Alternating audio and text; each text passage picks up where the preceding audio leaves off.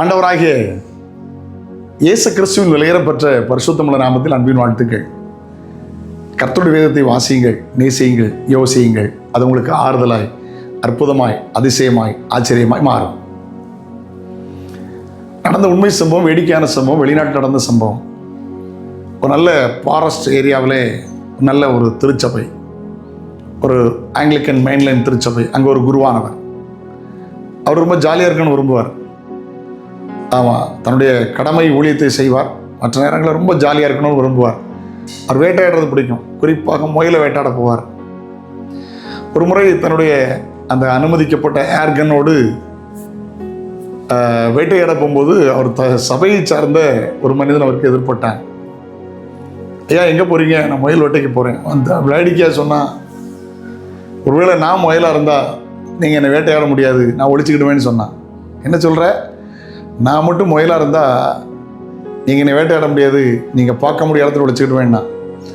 அவர் தன்னுடைய கன்னை எடுத்து சும்மா அவன்கிட்ட விளையாட்டா, எங்கே ஒழிச்சிருவா பார்க்கலான்னார். உங்களுடைய வேத வாசிப்பு அறையில் என்று சொன்னான். தலை குனிந்தார்.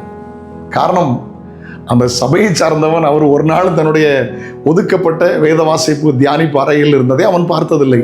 வேட்டையாடுற மாதிரி பார்த்துருக்கான். வேடிக்கையான சம்பவம், உண்மை சம்பவம், ஆனால் உண்மை.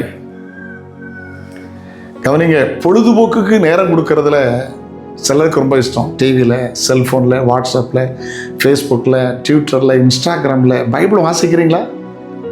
வேத வாக்கியங்களை ஆராய்ந்து பாருங்கள். அவைகளால் நித்திய ஜீவன் உண்டு. ஹல்லேலூயா. நம்ப பண்ணின வசனத்தை நினைத்துள்ளும், அதுவே சிறுவையில் எனக்கு ஆறுதல். கர்த்தருடைய வசனம் உங்களுக்கு ஆறுதலாய், அற்புதமாய் மாறும். மாற்றமே இல்லை. ஹல்லேலூயா. வேதத்தை நேசிக்கிறவர்களுக்கு மிகுந்த சமாதானம் உண்டு, அவர்களுக்கு இடறுதல் இல்லை.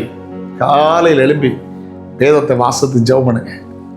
Daily bread. இஸ்ரவேல் ஜனங்களுக்கு காலை மன்னா ஆசீர்வாதமானது. தினந்தோறும் உங்கள் வாழ்வை நடத்துகிற கர்த்தருடைய வார்த்தைகளை பெற்றுக்கொள்ளுங்கள். அது உங்களுக்கு ஆசீர்வாதமாக இருக்கும். வேதத்தை சார்ந்து கொள்ளுங்கள். நன்மை கிருபை உங்களை தொடரட்டும். நாளை உங்களை சந்திக்கிறேன். அதுவரையிலும் அவருடைய கிருபை உங்களை தாங்குவதாக. God bless you. தகப்பனே, இயேசு கிறிஸ்துவின் நாமத்தில் ஜெபிக்கிறோம். அலட்சியமாக, அற்பமாக வேதத்தை ஒதுக்கி விடாதபடி வேதத்தை வாசிக்க, நேசிக்க, யோசிக்க கிருபைதார். இந்த வார்த்தையின்படி வாழ வாழ்வை அர்ப்பணிக்கட்டும். இயேசுவின் நாமத்தில் ஜெபங்கள் பிதாவே, ஆமென்.